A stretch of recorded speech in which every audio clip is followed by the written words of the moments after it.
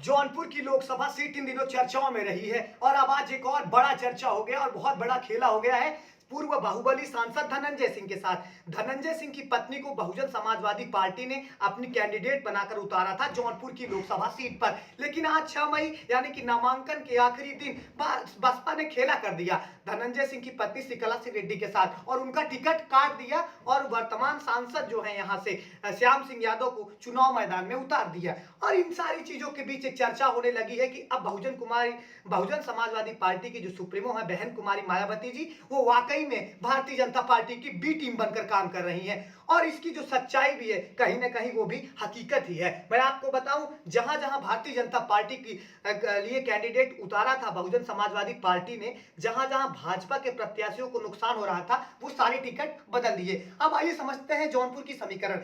जौनपुर में धनंजय सिंह एक क्षत्रिय नेता थे और क्षत्रिय नेता होने के नाते उनके क्षत्रियों में अच्छी पकड़ भी थी और चूंकि इस बार जेल भी गए हैं, सहानुभूति भी रही है, पिछले 2 साल या 3 साल से धनंजय सिंह जौनपुर की लोकसभा सीट पर पूर्णतः एक्टिव हैं। और जौनपुर से एक विधानसभा सीट आती है मल्हनी, जहां से लकी इस समय वर्तमान में विधायक है, लेकिन वहां से ये चुनाव भी लड़ते हैं और बाकायदा सेवा भाव में भी लगे रहते हैं। इसके बाद हुआ यूं कि आज 6 तारीख नामांकन की आखिरी तिथि, बहन कुमारी मायावती ने इनका टिकट काट दिया और टिकट काटने के बाद टिकट दे दिया है श्याम सिंह यादव को। अब मैं आपको बताऊं कि भारतीय जनता पार्टी के लिए बहुजन समाजवादी पार्टी कैसे काम कर रही है। चूंकि कृपा शंकर सिंह भी एक क्षत्रिय नेता है और सपा से बाबू सिंह कुशवाहा के चुनाव मैदान में आ जाने के बाद कृपा शंकर सिंह पूरी तरीके से निराधार हो गए थे। क्योंकि मैं आपको बताऊं, कृपा शंकर सिंह क्षत्रिय नेता हैं, वो मुंबई से जुड़े रहे हैं, मुंबई के गृह राज्य मंत्री भी रह चुके हैं, लेकिन जौनपुर में उनका जनाधार अभी नहीं था। हाँ, भाजपा के सिंबल के कारण जो उनका टिकट वोट बैंक था वो था, उसमें कुछ क्षत्रिय समाज भी थे, कुछ ब्राह्मण समाज भी थे और कुछ जो मौर्य हैं, जो जायसवाल, ऐसे खारे लोग थे, ऐसी बात नहीं है, उनके वोट परसेंटेज थे।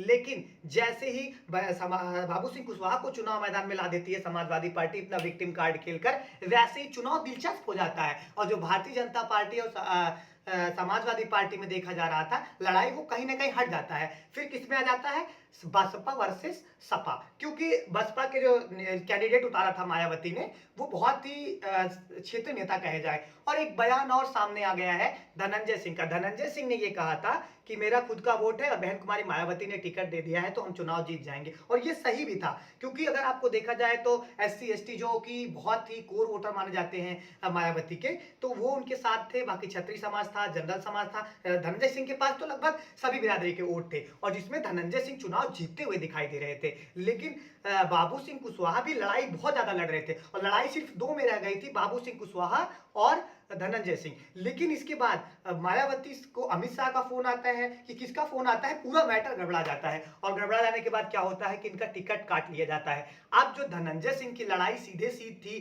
सपा से, वो कहीं ना कहीं भाजपा से दिखाई देगी, क्योंकि श्याम सिंह यादव को सिर्फ दलित वोटर्स वोट देने वाले हैं। यादव समाज के वोटर इस बार श्याम सिंह यादव को वोट नहीं देने वाले हैं, क्योंकि श्याम सिंह यादव नाकाम किए हैं जौनपुर की लोकसभा सीट से। मैं आपको बताऊंगा नादाराद भी रहे हैं, क्योंकि मैं भी जौनपुर लोकसभा सीट से रहा हूं, तो उनका कोई काम भी नहीं है, वर्चस्व भी नहीं है, कोई जानता भी नहीं है। उनको तो कतई नहीं वोट देने वाले हैं यादव समाज या किसी भी समाज के लोग, सिर्फ मायावती के जो कोर वोटर है वही उनको वोट देने वाले हैं। अब अभी अभी चर्चा चल रही है, बैठक चल रही है श्रीकला सिंह रेड्डी का इस पूरे प्रकरण पे। कहीं ना कहीं इस प्रकरण के बाद जो है वो निर्णय लिया जाएगा कि श्रीकला सिंह चुनाव मैदान में आती है कि नहीं, चूंकि आज नामांकन की आखिरी तिथि भी है। और बहुत बड़ी बात दोस्तों, मैं आपको बताऊं, एक बहुत बड़ा खुलासा होने वाला है। सारे चार्ट मेरे पास आ गए हैं, मैं आपके सामने एक बहुत बड़ा खुलासा करने वाला हूं दोस्तों। मेरे चैनल को सब्सक्राइब कर लीजिए और बेल आइकन पर प्रेस कर लीजिए कि आखिर धनंजय सिंह का टिकट क्यों काटा गया, आखिरी वजह क्या है, किसके फोन पर बदल गया पूरा प्रकरण और क्या है पूरा मामला, मैं आपको बताऊं। मेरे चैनल को सब्सक्राइब कर लीजिए। धनंजय सिंह और जौनपुर की लोकसभा सीट से जुड़ी पल पल की खबरें सबसे पहले देने का वादा करता हूं आपको, आपका अपना विनय। मैं आपको बताऊं कि धनंजय सिंह का टिकट किसी के फोन पर काटा गया है और ये सारा पूरा समीकरण पहले से ही तय था। मैं आपको बताऊंगा, आप हमारे चैनल को सब्सक्राइब कर लीजिए। नमस्कार।